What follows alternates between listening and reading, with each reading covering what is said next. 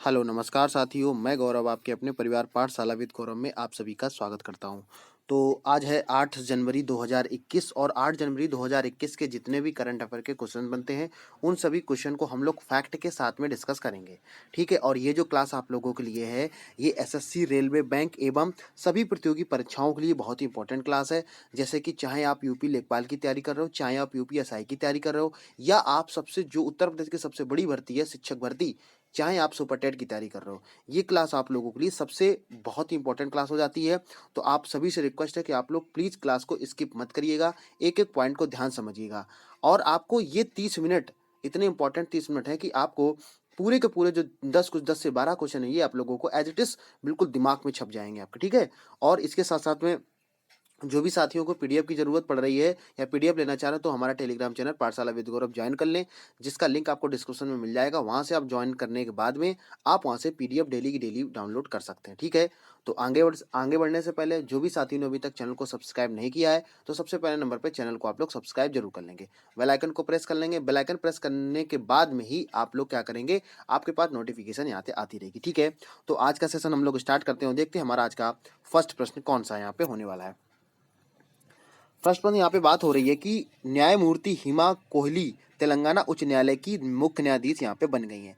अब देखो आपसे क्वेश्चन अभी किस तरीके से एग्जाम में क्वेश्चन पूछा जाएगा। पहले थोड़ा सा हम लोग जरा जान लेते हैं यहाँ पे तेलंगाना के बारे में, इसके बाद हम लोग बात करेंगे, ठीक है?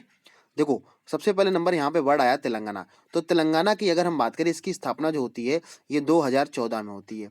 ठीक है, समझ में आ गया? इसकी 2014 में स्थापना होती है और इसके बाद में इसके जो सबसे पहले सीएम बनते हैं वो कौन बनते हैं? के चंद्रशेखर राव। समझ में आ गया? के चंद्रशेखर राव। आप लोगों को मैं कई बार बता चुका हूं। और अगर ये पूछा जाए कि वर्तमान समय में सीएम कौन है, तो वहां के भी सीएम अभी कौन है? के चंद्रशेखर राव। तो ये तो बात थी तेलंगाना की। अब जो हमारा क्वेश्चन यहाँ पे क्या है उसको समझ लेते हैं। क्वेश्चन ये पूछ रहा है कि न्यायमूर्ति हेमा कोहली तेलंगाना उच्च न्यायालय की मुख्य न्यायाधीश बन गई है। तो क्वेश्चन आपसे कैसे पूछा जाएगा, अभी हाल ही में तेलंगाना उच्च न्यायालय की मुख्य न्यायाधीश किसको बना दिया गया है? तो आप सभी का आंसर क्या हो जाएगा? हिमा कोहली यहाँ पे बिल्कुल राइट आंसर हो जाएगा। और ये जो फोटो में आपको नजर आ रही है, ये कौन है? हिमा कोहली। ठीक है, मुझे उम्मीद है आप लोगों को समझ में आ गया होगा। अच्छा, इसके साथ साथ हम लोग क्या करते हैं, अब इसके इंपॉर्टेंट जो फैक्ट हैं उसको भी साथ साथ में डिस्कस करेंगे, जिससे कि क्या होगा, आप लोगों की जो तैयारी है वो अच्छी और हो सके। ठीक है, देखो करंट अफेयर पढ़ने का एक यही तरीका होता है कि जब तक आप उसको एक एक पॉइंट को आप डिस्कस नहीं करोगे तब तक आपको करंट अफेयर याद नहीं होगा।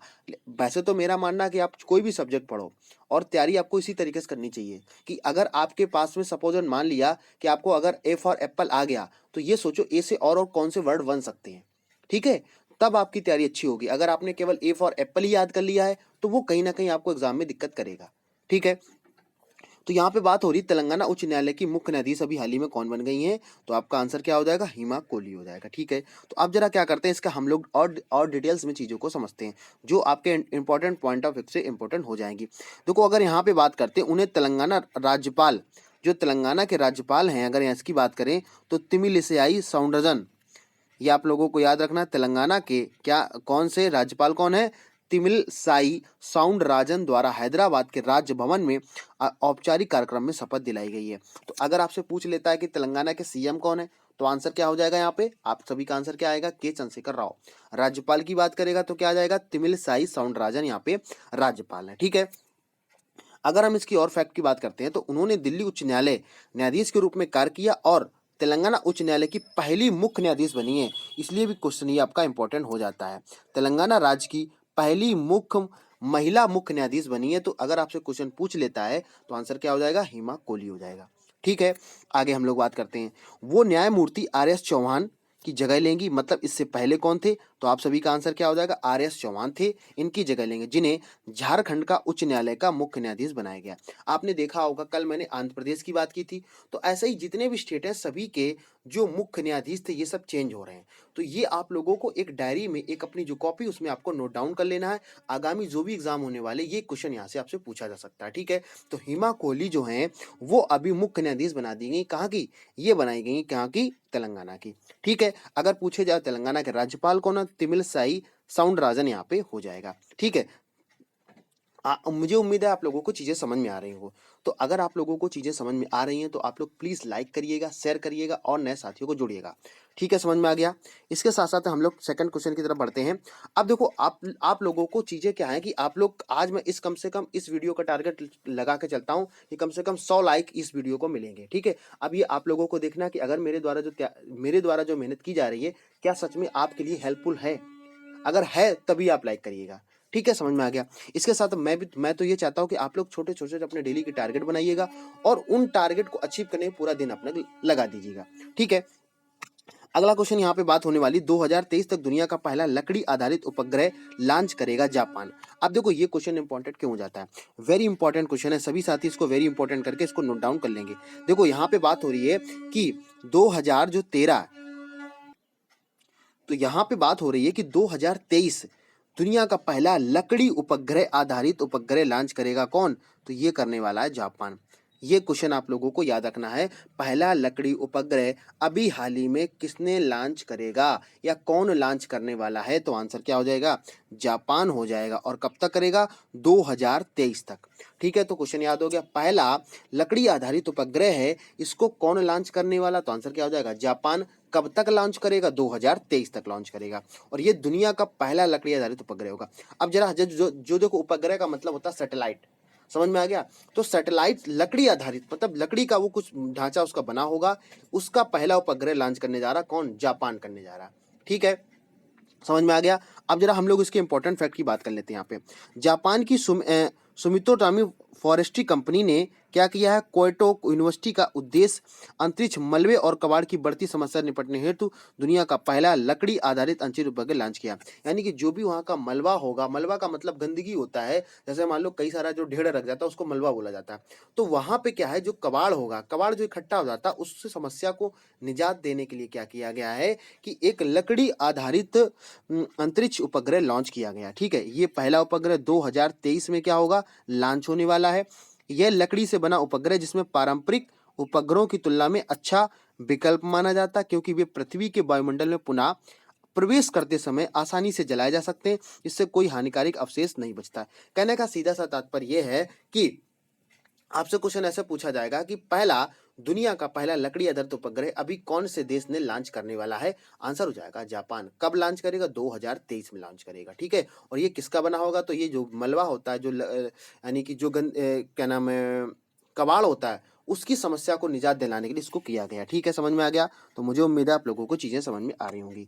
अगले क्वेश्चन की हम जितने सभी साथी लाइव क्लास को देख रहे हैं सभी से रिक्वेस्ट है, आप लोग ज्यादा से ज्यादा लाइक करिएगा, शेयर करिएगा और लोगों के पास में सेंड करिएगा, और जो भी ओके व्हाट्सएप ग्रुप या फेसबुक ग्रुप जो चलाते हो आप लोग। ठीक है, अगला क्वेश्चन की हम लोग बात करने वाले हैं। आशीष पेठे को जीजेसी का नया अध्यक्ष नियुक्त कर दिया गया है। तो यहाँ पे बात किसकी हो रही है, जरा इसको समझ लेते हैं। यहाँ पे बात हो रही है जीजेसी की। जरा समझ लेते हैं आखिर ये जीजेसी है क्या। तो देखो यहाँ पे बात किसकी हो रही है, पहले नंबर पे इसको जान लेते हैं कि जीजेसी है क्या। इसको अगर हम बोले तो ये हो जाएगा आपका अगर इस तरीके से क्वेश्चन आप लोगों से पूछा जाता है तो आप लोगों को सीधा सा आंसर क्या देना है? All India gem and jewellery domestic council. यहाँ पे देखो ये आपका दिया गया है ऑल इंडिया जेम एंड। अब देखो यहाँ पे बात किसकी हो रही है, समझ लेते हैं। यहाँ पे जो ज्वेलरी होती है, ज्वेलरी का मतलब आप लोग जानते ही होंगे, जो फीमेल्स लोग हैं अपना ज्वेलरी पहनने का काम करती हैं, तो उसमें उसी ज्वेलरी का जो अध्यक्ष एक all India gem and jewellery domestic, domestic मतलब क्या होता है? घरेलू, घरेलू काउंसिलिंग एक सदस्य बनाया गया है। तो उसके नए अध्यक्ष के रूप में अभी हाल ही में किसको नियुक्त कर दिया गया है? आशीष पेठे को।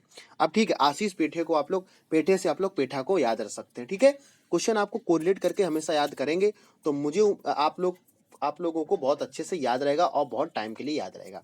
ठीक है, तो जितने भी साथी सुपर टेट की तैयारी कर रहे हैं उनके लिए क्लास बहुत इंपॉर्टेंट 30 नंबर का आपका करंट अफेयर आने वाला है। तो ये क्लास आप लोगों के लिए स्पेशल उन्हीं छात्रों के लिए ज्यादातर मैं बनाता हूं, जिससे कि और जो शिक्षक हैं वो आप भावी शिक्षक देश के लिए काम कर सकें। ठीक है, समझ में आ गया। अच्छा, तो यहाँ पे समझ में आ गया आशीष पेठे को नियुक्त किया गया है। इसके बाद में वह जेजीसी लंबे समय से जुड़े हैं और वेस्ट जोनल अध्यक्ष के रूप में जेसी ग्रुप में सेवा कर रहे हैं यहाँ पे। इनके अलावा सत्यम मेहरा जो है वो जेसीसी के उपाध्यक्ष के रूप में बनाए गए। अच्छा, इसके साथ में दोनों 2 साल के लिए नियुक्त किए गए हैं। ठीक है, और अगर इसकी हम बात करते हैं, भारत रत्न और आभूषण उद्योग शीर्ष का निकाय है जिसका मुख्यालय कहाँ पे है? मुंबई में है। तो ये भी क्वेश्चन आप लोगों को साथ में याद रखना है। तो हो सकता है क्वेश्चन आपसे ऐसे पूछ ले, जे GC की, जिसका मुख्यालय अभी हाल ही में कहाँ पे है, तो आंसर क्या हो जाएगा, मुंबई महाराष्ट्र में। ठीक है। अध्यक्ष किसको बनाया गया, आशीष पेठे को बनाया गया। उपाध्यक्ष को सत्यम मेहरा को बनाया गया। ठीक है, समझ में आ गया। और ये क्या है, इसका लोगो है, जो समझ में आ रहा है, डायमंड। यहाँ पे चीजें समझ में आप लोगों को आ रही होंगी। आगे बढ़ते हैं हम लोग, आगे नेक्स्ट क्वेश्चन की बात करते हैं। नेक्स्ट क्वेश्चन आपसे पूछा जा रहा है कि कामधेनु गौ विज्ञान प्रचार प्रसार की परीक्षा की घोषणा यहाँ पे कर दी गई है। अब जरा समझ लेते हैं कि इससे रिलेटेड क्या है। देखो, अगर यहाँ पे हम थोड़ा सा पहले नंबर पे थोड़ा समझ लेते हैं कि कामधेनु का जो मतलब होता है वो क्या होता है, गाय होता है। क्या होता है, गाय। अब यहाँ पे बात हो रही है कामधेनु गौ, गौ का मतलब भी क्या होता है, गाय होता है। दोनों का मतलब यहाँ पे गाय है। तो यहाँ पे बात क्या हो रही, कामधेनु गौ विज्ञान जो आपका है, इसका प्रचार प्रसार परीक्षा की घोषणा यहाँ पे कर दी गई है। ठीक है, समझ में आ गया पूरी बात यहाँ पे। तो अब इसका क्वेश्चन किस तरीके से आपसे एग्जाम में पूछा जाएगा, ये समझ लेते जरा। तो इसकी परीक्षा की जो घोषणा कर दी गई है, ये कहाँ पे की गई है, क्यों की गई, इसको जरा हम लोग ध्यान से समझेंगे। देखो, यहाँ पे अगर हम बात करते हैं राष्ट्रीय कामधेनु आयोग, यानी कि इसकी बात हो रही है, तो इसकी अगर हमसे पूछा जाए कि गौ प्रचार की प्रतिष्ठा यहाँ पे करा, तो राष्ट्रीय जो कामधेनु आयोग है उसी के यहाँ पे घोषणा इसने की है। अगर इसकी हम बात करते हैं तो यह 25 फरवरी 2021 तक पूरे देश में आयोजित होने वाली ऑनलाइन परीक्षा है। ये क्या होगी, एक ऑनलाइन परीक्षा है। ठीक है, समझ में आ गया। अच्छा, अगर हम इसकी बात करिए, 4 श्रेणियों में इसको आयोजित किया जाएगा। पहले नंबर प्राथमिक स्तर की परीक्षा होगी, जो 8वीं कक्षा की होगी। माध्यमिक की होगी, तो 9वीं से लेकर ये 12वीं तक की कक्षा होने वाली है। और कॉलेज स्तर पर 12वीं के बाद के लिए और आम जनता के लिए भी होने वाली है।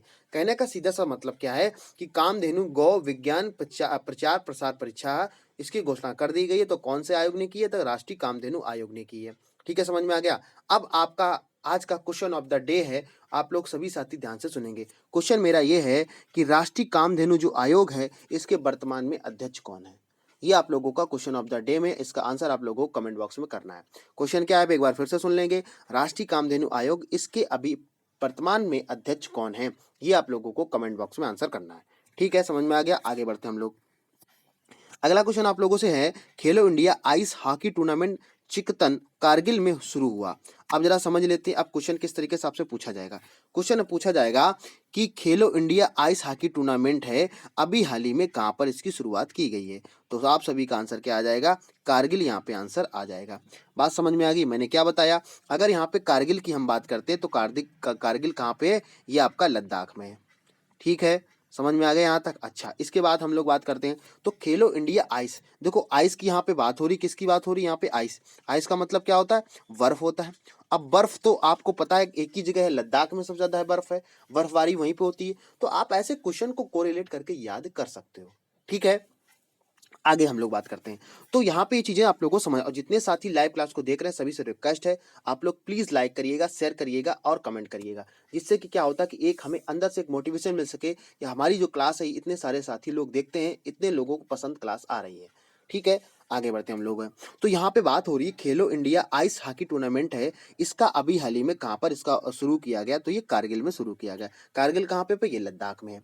ठीक है, समझ में आ गया। और लद्दाख की अगर हम बात करें तो अब थोड़ा सा इसको समझ लेते हैं। लद्दाख जो है ये अभी यूटी बना दिया गया है, यूनिटी टेरिटरी यहाँ पे बना दिया गया। ठीक है, केंद्र शासित प्रदेश में आता है, ये प्रदेश में नहीं आता, केंद्र शासित प्रदेश में आता है।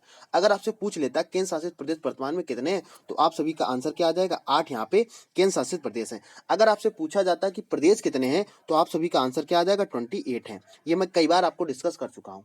ठीक है, इसके साथ साथ में अब हम लोग इसको क्या करते हैं, एक एक पॉइंट को फिर से समझते हैं। यहाँ पे बात हो रही, जोनल फिजिकल एजुकेशन ऑफिसर चिकतन ने कारगिल लद्दाख में खेलो इंडिया आइस हॉकी टूर्नामेंट का यहाँ पे शुरुआत कर दिया है। इसके साथ साथ में अगर बात करें, इसमें करीब करीब कितनी 13 टीमें भाग लेंगी, टूर्नामेंट भाग लेंगी, जिसमें 11 पुरुष और 2 महिला टीमें यहाँ पे शामिल हैं। तो क्वेश्चन आप लोगों से ये पूछा जा सकता है कि खेलो इंडिया हॉकी टूर्नामेंट में कितने टीमें भाग ले रही, तो आंसर क्या हो जाएगा, 13 टीमें ले रही, उसमें से 11 टीमें पुरुष की होंगी और 2 टीमें किसकी होंगी, महिलाओं की होंगी। ठीक है, अगर इसकी हम बात करें, चिकतन महिलाओं की टीम की पहली बार शामिल किया गया है। तो क्वेश्चन आप लोगों से ये भी पूछा सकता है कि ये कब, इसका इन महिलाओं को कब शामिल किया गया, तो इस वर्तमान समय में इसको जारी किया गया। इसके बाद समझते हैं जेडपीईओ चिकतन गुलाम रसूल उपस्थिति में टूर्नामेंट में एसडीएम संकट चिकतवन के द्वारा आयोजन के दौरान मुख्य अतिथि असगर अली खान के रूप में ही गए। ये क्वेश्चन समझ में आ गया होगा आप लोगों को, पूरा डिटेल आपको समझ में आ गया होगा। ठीक है, समझ में आ गया पूरी बात। अच्छा, तो अगर आपसे क्वेश्चन पूछ लेता है Khelo India ice hockey tournament अभी हाल ही में कहाँ पे शुरू हुआ है, आंसर क्या हो जाएगा? कारगिल। कारगिल के कहाँ पे? लद्दाख में। कितने टीमें भाग ले रही हैं? 13। अगर पूछ लेता है कि पुरुष टीमें कितनी है, तो 11 हो जाएंगी, और फीमेल्स कितनी हो जाएंगी? 2 हो जाएंगी। ठीक है, एज इट इज क्वेश्चन आप लोगों को एग्जाम में छपेगा। ये क्वेश्चन आप लोगों के लिए इंपॉर्टेंट है, और ये जो क्वेश्चन है ये तो आप लोगों को इंपॉर्टेंट लगा के रखना है यहाँ पे। वैसे तो क्वेश्चन सभी इंपॉर्टेंट, लेकिन कुछ वेरी इंपॉर्टेंट होते हैं। यहाँ पे बात हो रही है सागरमाला सी प्लेन प्रोजेक्ट सर्विस शुरू किया गया। अब जरा समझेंगे हम लोग किस तरीके से क्वेश्चन पूछा जाएगा। सागरमाला, सबसे पहले नंबर पे तो आप लोगों को चीजें ये याद रखनी है कि सागरमाला की यहाँ पे बात हो रही है। तो सागरमाला सी प्लेन प्रोजेक्ट जो है इसकी अभी हाल ही में शुरुआत कर दी गई है। अब जरा इसको हम लोग डिटेल समझते हैं कि आखिर ये क्या है, इसकी सर्विसेज क्यों दी जा रही हैं। तो यहाँ पे अगर हम बात करें बंदरगाह, नौवाहन, जल मार्ग मंत्रालय, कहने का सीधा सा मतलब है, अगर आपसे पूछ लिया जाए कि सागरमाला किससे रिलेटेड है तो सागर संबंधित होगा। अब सागर में क्या होता? पानी होता, और पानी के ऊपर क्या चलते? जहाज चलते हैं। तो क्वेश्चन आपसे अगर कोई पूछता है तो वो आप, जैसे अभी कल के एग्जाम में एक प्रोजेक्ट पूछा था, ठीक है ना, तो वो इसी तरीके से क्वेश्चन पूछा गया था, तो हाईवे से संबंधित था वो। तो आपसे क्वेश्चन किसी भी तरीके से, आप पूरी चीज को मैं जो यहाँ पे आपको बताता हूँ एक एक पॉइंट आप नोट करिएगा। ठीक है, समझ में आ गया? अगर आप लोग अभी अभी ऑनलाइन देख रहे हो और अगर आपको लगता है तो आप ऑफलाइन को भी वीडियो को देख सकते हैं पॉज कर करके। ठीक है, समझ में आ गया?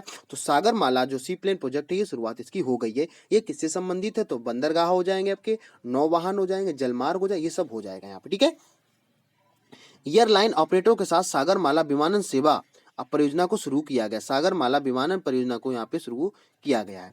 अगर इसकी हम और बात करते हैं, परियोजना मंत्रालय के प्रशासनिक सागरमाला डेवलपमेंट कंपनी लिमिटेड के द्वारा क्या किया, इसके माध्यम से काम करेंगे। ये हब और कथित मॉडल के तहत प्रस्तावित उत्पत्ति क्या होगा? अंडमान निकोबार हो जाएगा, लक्षद्वीप, असम, गुवाहाटी रिफरेंडर, उमरजाओ जलाशय और यमुना रिफरेंट हो जाएगा, और दिल्ली हब में अयोध्या तक ही हो जाएगा। मतलब अगर ये पूछ ले कि कहाँ से कहाँ तक है, तो दिल्ली में कहाँ पे हो जाएगा? ये हो जाएगा अयोध्या में हब के रूप में काम करेगा ये। तो सागरमाला जो प्रोजेक्ट है ये किससे संबंधित है? ये हो जाएगा आपका किससे? जलमार्ग से संबंधित है। तो क्वेश्चन अभी कल ही के एग्जाम में क्वेश्चन पूछा गया था इसी से रिलेटेड कि सागरमाला जो परियोजना किससे संबंधित है। तो देखो आज ही क्वेश्चन मैंने आप लोग करा दिया, किससे संबंधित है? जलमार्ग से संबंधित है। ठीक है, तो ये जो योजनाएं हैं, जितनी भी योजना है, इसको आप लोग क्या करेंगे, एक एक पॉइंट अच्छे से डिटेल से पढ़ लेंगे। आगे क्वेश्चन की हम लोग बात करते हैं। अब देखो यहाँ पे क्वेश्चन आप लोगों से पूछा जा रहा है कि वीरेंद्र कुमार पाल सोमालिया में भारतीय राजदूत नियुक्त कर दिए। अब जरा इसको समझ लेते हैं। तो क्वेश्चन आपसे कैसे पूछा जाएगा, अभी हाल ही में सोमालिया में भारतीय राजदूत को किसको नियुक्त किया गया है? क्वेश्चन पूछा जाएगा सोमालिया में भारतीय राजदूत किसको नियुक्त, तो आंसर क्या हो जाएगा? वीरेंद्र कुमार पाल यहाँ पे आंसर हो जाएगा। ठीक है, समझ में आ गया? यहाँ पे पूरा क्वेश्चन आप लोगों को चीजें समझ में आ गई होंगी। अच्छा, इसके बाद हम लोग क्या करते हैं, एक एक पॉइंट को और समझ लेते हैं यहाँ पे। ठीक है, यहाँ पे बात हो रही है कि वीरेंद्र कुमार पाल को सोमालिया का अब भारत के अगले राजदूत के रूप में नियुक्त कर दिया गया यहाँ पे। अगर हम इनकी और बात करते हैं तो ये 1981 बैच के क्या हैं, 1991 सॉरी 81 नहीं 91 बैच के IFS पॉल वर्तमान में केन्या में भारत के उच्चायुक्त के रूप में काम कर रहे हैं। तो अभी तक ये वर्तमान में केन्या के रूप में काम कर रहे हैं, लेकिन अब कहाँ पे? सोमालिया। अगर यहाँ से आपसे पूछ लिया जाए सोमालिया जो है ये कहाँ पे, ये अफ्रीका के देश में शामिल है। अगर आपसे पूछ लेता सोमालिया कहाँ पे स्थित, तो अफ्रीका हो जाएगा। ठीक है, अगर इसकी हम बात करते हैं, ये 1990 में दशक के प्रारंभ में कबीले आधारित सशस्त्र समूह के बीच गृह युद्ध के हिस्सा से गिरा हुआ था। पूरी बात आप लोगों को समझ में आ गई होगी। ठीक है, तो अगर आपसे क्वेश्चन पूछ लेता है वीरेंद्र कुमार जो पाल हैं ये सोमालिया में भारतीय राजदूत को नियुक्त कर दिए गए हैं। ठीक है, समझ में आ गया? अगले क्वेश्चन की हम लोग बात करते हैं। अगला क्वेश्चन यहाँ पे क्या हो जाएगा, जरा इसको भी सभी साथी समझ लेते हैं। यहाँ पे देखो अगला क्वेश्चन भी आपका इंपॉर्टेंट है। मणिपुर में पेंशन भोगी ऐप पर स्वयं अध्ययन कर सकेंगे।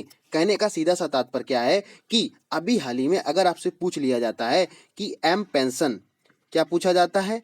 एम पेंशन जो है ये अभी में कौन से राज्य ने इसको ऐप अपना बना दिया आ गया, तो आंसर क्या आ जाएगा? मणिपुर। बिल्कुल इसका राइट आंसर यहाँ पे हो जाएगा। अब देखो यहाँ पे मणिपुर की बात हो रही है, तो मणिपुर के अगर हम सीएम की बात करें तो कौन हो जाएंगे? एन वीरेन सिंह यहाँ पे मणिपुर के सीएम हो जाएंगे। ये आपको हंसते हुए नजर आ रहे हैं, ये कौन है? एन वीरेन सिंह। ठीक है, समझ में आ गया? तो मणिपुर में पेंशन भोगी पेंशन के लिए क्या है, एक ऐप लॉन्च कर दिया गया, उसका नाम क्या है? एम पेंशन के नाम से इसको लॉन्च किया गया। अब देखो क्वेश्चन आपसे कैसे पूछा जाएगा, अभी हाल ही में एम पेंशन कौन से राज्य ने इसको लागू किया है, तो आंसर क्या हो जाएगा, मणिपुर हो जाएगा। ठीक है, इसकी और हम लोग बात करते हैं। यह एक ऑनलाइन प्लेटफॉर्म है, ठीक है, जहां वेसन ट्रेजरी कार्यालयों को स्वयं बिना अध्ययन करके अपडेशन कर सकते हैं। मतलब खुद से जब आपके पास एप्लीकेशन होगा तो आप खुद से उसको अपडेट कर सकते हो। कोई भी मतलब नोटिफिकेशन है, कोई भी जानकारी आप अपने ऐप के द्वारा ले सकते हो। एम पेंशन मणिपुर में पेंशन भोगी ट्रेजरी को फीडबैक भेजने और ऑनलाइन पूछताछ की सुविधा प्रदान करता है। कहने का मतलब अगर आपको कोई प्रॉब्लम होती है तो आप उस पर क्या कर सकते हो, कॉन्टैक्ट नंबर दिए होंगे, कॉन्टैक्ट नंबर का फीडबैक वगैरह ये सब दे सकते हो। ठीक है, ऐप जो है जमा की गई तस्वीरों से उनके प्रश्नों को प्रतिक्रिया को प्रश्नों को सूचित करेगा। मतलब आपने कोई अगर क्वेश्चन पूछा है तो ये क्या करेगा, उसकी जानकारी देगा। ठीक है, जैसे और कई सारे ऐप्स होते हैं, आप लोगों ने चलाए होंगे। ठीक है, तो एम पेंशन जो ऐप है वो अभी हाल ही में किसने लॉन्च किया, मणिपुर में। और मणिपुर के सीएम की बात हो रही है तो कौन है, एन वीरेंद्र सिंह। यहाँ पे आंसर हो जाएगा। ये आपको हंसते हुए नजर आ रहे हैं, ये कौन है, एन वीरेंद्र सिंह। ठीक है, अगले क्वेश्चन की हम लोग बात करते हैं। अगला क्वेश्चन यहाँ पे क्या हो जाएगा, जरा इसको समझ लेते हैं यहाँ पे। अब देखो यहाँ पे क्वेश्चन किस तरीके से आपके एग्जाम में पूछा जाएगा उसको। में क्वेश्चन है कि कोलकाता अंतर्राष्ट्रीय फिल्म महोत्सव की शुरुआत हो गई है। तो अब देखो किस तरीके, अब देखो यहाँ पे बात क्या हो रही, अब क्वेश्चन किस तरीके से आपसे पूछा जाएगा एग्जाम में। क्वेश्चन पूछा जाएगा अभी हाल ही में कहाँ पर अंतर्राष्ट्रीय फिल्म महोत्सव की शुरुआत हुई है। क्वेश्चन इस तरीके से आपसे एग्जाम में पूछा जाएगा, अभी हाल ही में अंतर्राष्ट्रीय फिल्म महोत्सव का आयोजन कहाँ पे किया, तो आंसर क्या हो जाएगा, कोलकाता में आंसर यहाँ पे हो जाएगा। ठीक है, देखो चीजें आप लोगों को कोरिलेट करके, जब तक आप लोग कोई भी सब्जेक्ट पढ़ रहे हो, एज इट इज कोई भी सब्जेक्ट पर जब तक आप लोगों ने उसको कोरिलेट नहीं किया तो आप यहाँ पे एग्जाम में फाइट नहीं कर पाओगे। क्योंकि देखो होता क्या है कि एक होता गधे जैसे पढ़ना और एक होता स्मार्ट स्टडी पढ़ना। अब ये आपको डिसाइड करना कि आप गधा बनना चाह रहे हो या आप स्मार्ट बनना चाह रहे हो। ठीक है, आपको स्मार्ट बनने के लिए आप कोरिलेट करना ही पड़ेगा, तभी आप चीजें सीख पाओगे। अगर आपके दिमाग में ये चलता है कि करंट अफेयर बहुत सारे लोग पढ़ा रहे हैं और यहाँ इस क्लास को मैं क्यों पढ़ूं, तो मैंने आपका समझाने का थोड़ा सा तरीका मेरा अलग है। टाइम लगेगा, लेकिन टाइम लगने के साथ आपको पूरी चीजें इसी वीडियो में पूरी चीजें समझ में आ जाएंगी। ठीक है, और मैं आपको बता दूं ये क्लास आप लोग बहुत मेहनत से क्लास को बनाया जाता है और इसके बाद में आपके सामने प्रस्तुत किया जाता था, इसमें टाइम भी लगता है। तो आप प्लीज सभी से तो रिक्वेस्ट है कि आप क्लास को पूरा देखा करें। ठीक है, समझ में आ गया। और आप लोग कमेंट करके भी साथ में बताया करो कि आपको क्लास कैसी लग रही है, क्या चीजें और होनी चाहिए, क्या चीज और अच्छी इसमें हो सकती हैं। भाई मैं भी तो आप लोगों से सीख रहा हूं, अगर आप हमसे सीख रहे हो तो मैं भी आप लोगों से सीख रहा हूं। जब आप कमी को नहीं बताएंगे, अच्छा नहीं बताएंगे, तो उसका ग्रोथ कैसे होगा। भाई अगर आप सीख रहे हो और सीखते टाइम क्या आप क्या नाम, अगर किसी चीज को सीख रहे हो, अगर मैं आपकी कमियों को नहीं बताऊंगा तो आप ग्रोथ कैसे करोगे, डेवलपमेंट कैसे करोगे अपना। तो वही चीज यहाँ भी होती है, आप कमेंट करिए, रिव्यू दीजिए अपने यहाँ पे। ठीक है, समझ में आ गया। तो अगर क्वेश्चन पूछ लेता है अंतर्राष्ट्रीय फिल्म महोत्सव अभी हाल ही में कहां पर इसकी शुरुआत हुई, तो आंसर क्या हो जाएगा, कोलकाता में इसका आंसर हो जाएगा। तो अगर आपसे पूछ लेता है कि अंतर्राष्ट्रीय जो फिल्म महोत्सव है ये कौन से नंबर का होने वाला, तो ये आपका कौन सा हो जाएगा, 26वां यहाँ पे क्या है, ये अंतर्राष्ट्रीय महोत्सव होने वाला है। समझ में आ गया। अब जरा इसको हम लोग समझ लेते हैं। यहाँ पे बात हो रही है कि 26वां अंतर्राष्ट्रीय जो महोत्सव है ये 8 से लेकर 15 जनवरी 2020 तक आयोजित होगा। अगर इसकी डेट पूछ ले, जो भी साथी यूपीपीएससी की तैयारी कर रहे हैं या आपका जो सचिवालय का एग्जाम लगा हुआ, ये क्वेश्चन बहुत इंपॉर्टेंट है क्योंकि वहां पे फैक्ट वाले क्वेश्चन पूछता है। और फैक्ट और कथन से पूछेगा तो क्वेश्चन आपसे पूछ लेगा अंतर्राष्ट्रीय फिल्म महोत्सव कब से कब तक शुरुआत हुई थी, तो आंसर क्या हो जाएगा, 8 से 15 जनवरी की शुरुआत यहाँ पे हो जाएगी। अब देखो थोड़ा सा जनवरी की यहाँ बात हो रही, कल मैंने क्वेश्चन आप लोग कराया था कि जो 26 जनवरी के चीफ गेस्ट थे कौन थे, जॉरिस वॉनसन। तो उन्होंने क्या किया है कि उन्होंने वहां पे कोरोना वायरस के कारण लॉकडाउन लगा दिया गया, तो उन्होंने क्या अपनी जो भारत की यात्रा थी वो रद्द कर दी। अब ये डिसाइड होगा, विदेश मंत्रालय यहाँ पे डिसाइड करेगा कि किसको यहाँ पे बुलाना है, किसी ना किसी को तो यहाँ पे बुलाया जाएगा ही। ठीक है, तो अगर क्वेश्चन आपसे पूछ लेता है कि अंतर्राष्ट्रीय फिल्म महोत्सव कहाँ पे हुआ, तो कोलकाता में हो जाएगा। अगर आपसे पूछा जाता है कि ये कब से कब तक होगा, तो 8 से 15 जनवरी के बीच में ही होने वाला है। सप्ताह भर चलने वाला कार्यक्रम आभासी रूप से छोटे स्तर पर आयोजित किया जाएगा। देखो छोटे स्तर इसलिए आयोजित किया जाएगा क्योंकि कोविड-19 कारण जो प्रोग्राम हो रहे थे वो बहुत छोटे स्तर पर हो रहे हैं सभी। ठीक है, यहाँ पे अगर हम बात करें तो 45 देशों की 50 लघु और डॉक्यूमेंट्री फिल्मों के साथ 81 फीचर फिल्मों के साथ 2021 के लिए 8 स्थानों पर प्रदर्शित किया जाएगा। कहने का सीधा सा तात्पर्य क्या है, इसमें कितनी सारी मूवी हैं उनको पार्टिसिपेट यहाँ पे किया जा रहा है। तो अगर आपसे पूछ लेता है कि ये कब से कब तक शुरुआत होगा, अगर यहाँ पे बात करें पहले के ऐप का 26वां संस्करण 5 से 12 नवंबर 2020 में से इसकी शुरुआत होना था। देखो हुई क्या था कि जो संस्करण होना था इसकी हम बात करें तो 26वां संस्करण होना था, ये नवंबर में होना था, लेकिन कोविड-19 कारण क्या थे, सब यहाँ पे चीजें ऐसी हो गई थी। ठीक है, तो यहाँ पे देखो आपको समझ में आ रहा होगा, ये आपको समझ में KIIF का मतलब क्या हो, कोलकाता इंटरनेशनल फिल्म फेस्टिवल। ठीक है, अगर देखो यहाँ पे बात हो रही कोलकाता की, कोलकाता का मतलब पश्चिम बंगाल। अब पश्चिम बंगाल की अगर आपसे सीएम पूछ लेता है तो कौन है, आप लोग बहुत अच्छे से जानते होंगे, क्या नाम, ममता बनर्जी यहाँ पे सीएम यहाँ की हैं। आई थिंक, मुझे उम्मीद है आपको पूरी की जानकारी यहाँ पे समझ में आ गई होगी। ठीक है, तो अगर आप लोगों को चीजें समझ में आ रही हैं तो आप लोग प्लीज लाइक करिएगा, शेयर करिएगा और कमेंट करके जरूर बता चलिएगा। ठीक है, अब हम लोग नेक्स्ट क्वेश्चन की तरफ बढ़ रहे हैं। नेक्स्ट क्वेश्चन हमारा क्या है कि तमिलनाडु ने सार्वजनिक अवकाश की घोषणा कर दी है। अब देखो ये भी क्वेश्चन इंपॉर्टेंट है। देखो हमारा सीधा सा तात्पर्य क्या होता है, आप एक क्वेश्चन पढ़ो और एक क्वेश्चन से कम 10 क्वेश्चन साथ में तैयार करो, तब आपकी तैयारी बहुत अच्छी हो पाएगी। क्योंकि आपको एग्जाम में बहुत अच्छा बन के जाना, चारों तरफ की चीज आपको सीख के जानी है। कोई भी एग्जाम में क्वेश्चन कुछ भी पूछ सकता है। ठीक है, और करंट अफेयर तो महासागर है, तो उसके लिए तो आपको जितना आप पढ़ रहे हो उतना तो सॉलिड करके जाओ। पहले एग्जाम में आप देने जा रहे हो, अब ये दिमाग में चल रहा है, अरे ये मुझे पढ़ा तो है लेकिन कहाँ पढ़ा ये याद नहीं है, और इसका सही आंसर क्या हो जाएगा। तो अब क्या होगा, उसमें जो और साथी होंगे वो सही करके आएंगे, लेकिन आप जब अपनी चीजों को कंप्लीट नहीं करेंगे, बार बार रिवीजन नहीं करेंगे, तो आप गलत करके आओगे, तो आप एग्जाम से कैसे हो जाओगे, बहुत दूर होते चले जाओगे, मतलब अपने रिजल्ट से। ठीक है, तो यहाँ पे बात हो रही तमिलनाडु में सार्वजनिक अवकाश की भी हाल ही में घोषणा कर दी गई है। तो ये सार्वजनिक अवकाश घोषणा क्यों की गई है, क्या इसका कारण रहा है, इसको आप सभी साथी यहाँ पे समझेंगे। तो यहाँ पे बात किसकी हो रही, तमिलनाडु की बात हो रही है। अगर तमिलनाडु की बात हो रही तो तमिलनाडु के अगर हम सीएम की बात करें तो यहाँ पे ये सीएम है कौन, ये तमिलनाडु के सीएम है, और इनकी हम बात करें तो ये कौन है, के पलानी स्वामी। ठीक है, समझ में आ गया। तो यहाँ पे क्या है, 28 जनवरी को भगवान मुरुगन के सम्मान में मनाए जाने वाले थिपुसम त्योहार, ये आपका इंपॉर्टेंट क्वेश्चन है। मैं क्वेश्चन इसीलिए लेकर इसको आया हूं ताकि आप इसको समझ पाए, क्योंकि आपसे क्वेश्चन इस तरीके से पूछा जाएगा कि थिपुसिम जो त्योहार है ये कहाँ पर मनाया जाता है, तो आंसर क्या आ जाएगा, तमिलनाडु हो जाएगा। तो थिपुसम जो त्योहार है इसी के कारण क्या वहां पे सार्वजनिक अवकाश की घोषणा की गई है, और ये कब की गई, तो ये 28 जनवरी को यहाँ पे की गई है। समझ में आ गया, कब, 28 जनवरी को यहाँ पे किया जाएगा। ठीक है, अब जरा इसको समझ लेते हैं। थिपुसम जो त्योहार है जो तमिलनाडु में मनाया जाता है और केरल और विदेशों में जैसे श्रीलंका, मॉरिशस में मनाया जाता है। कहने का अगर आपको क्वेश्चन पूछ लेता है ये कहाँ कहाँ मनाया जाता है, तो केरल में मनाया जाता है। विदेशों में अगर बात करें तो श्रीलंका में मनाया जाता है, मॉरिशस में, और सिंगापुर मलेशिया में भी ये मनाया जाता है। आने वाले वर्षों में थिपुसम को सार्वजनिक अवकाश छुट्टी सूची में शामिल किया जाएगा। कहने का सीधा सा तात्पर्य है, देखो यहाँ पे आपको छुट्टी से मतलब नहीं है, यहाँ पे जो त्योहार है उससे मतलब है। क्वेश्चन स्टैटिक जीके में आपसे पूछ लेगा कि थिपुसम जो त्योहार है किससे संबंधित, तो आंसर क्या हो जाएगा, तमिलनाडु हो जाएगा। अगर तमिलनाडु के सीएम की बात करें तो क्या हो जाएगा, पलानी स्वामी यहाँ पे हो जाएगा। ठीक है, समझ में आ गया। ये फोटो में जो आपको नजर आ रहे हैं ये कौन है, पलानी स्वामी। ठीक है, तो अगर पूछ लेता है कि थिपुसम त्योहार कहाँ मना, तो आंसर क्या हो जाएगा, तमिलनाडु हो जाएगा। ठीक है, अब यहाँ पे देखो चीजें आप लोगों को समझ में आ गई होंगी। अब इसमें देखो आप लोगों को करना क्या है, अगर आप लोग अंत तक आ गए हैं, अगर आप लोगों ने वीडियो को देखा और देखने के बाद में कुछ भी आपने सीखा है, तो आप लोग ऑफलाइन कमेंट करिएगा कि आप लोगों को क्लास कैसी लगती है, क्या क्या चीजें और नहीं होना चाहिए इसमें। आप अपने रिव्यू दीजिए डेली डेली। ठीक है, तो जो भी साथी क्लास को देख अंत तक यहाँ तक देख लिया है, अगर अभी तक आप इस चैनल पे पहली बार जो आए हैं तो आप सबसे पहले नंबर पे चैनल को सब्सक्राइब कर लेंगे, बेल आइकन को भी प्रेस कर लेंगे, जिससे कि डेली अपडेट यहाँ पे प्रोवाइड आपको होती रहे। ठीक है, और आपको ज़्यादा लाइक करना है, शेयर करना है, और इसके बाद में आप लोगों को कमेंट तो आपको डेली करना ही करना है कि क्लास हमें कैसी लग रही, क्या क्या चीज़ें और इनमें होनी चाहिए।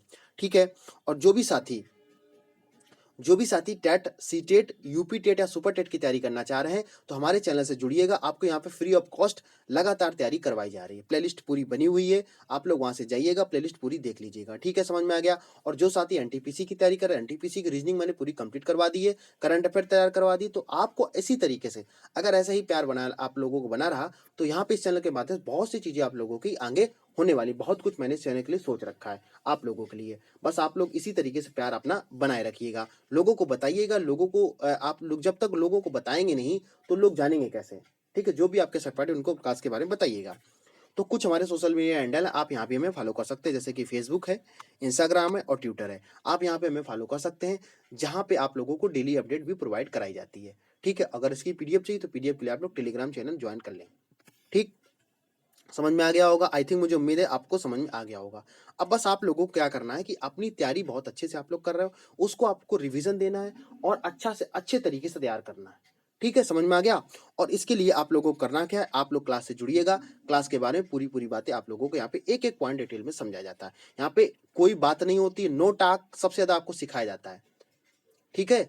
नो बकवास, सीधे-सीधे आपको सीधे-सीधे मैं चाहता हूँ आपका समय इतना कीमती है, इस कीमती समय में बातें करने के लिए मैं क्लास में नहीं आता, आपको कुछ ना कुछ सिखाने के लिए यहाँ पे आता हूँ, ठीक है? तो आप लोग बस सीधे से एक ही रिक्वेस्ट है, आप लोग पढ़ते रहिएगा, हमेशा खुश रहिएगा, अपने से बड़ों का सम्मान करिएगा और फिर ठीक है, मिलते हैं किसी नेक्स्ट वीडियो में, नेक्स्ट अपने साथ में, तब तक के लिए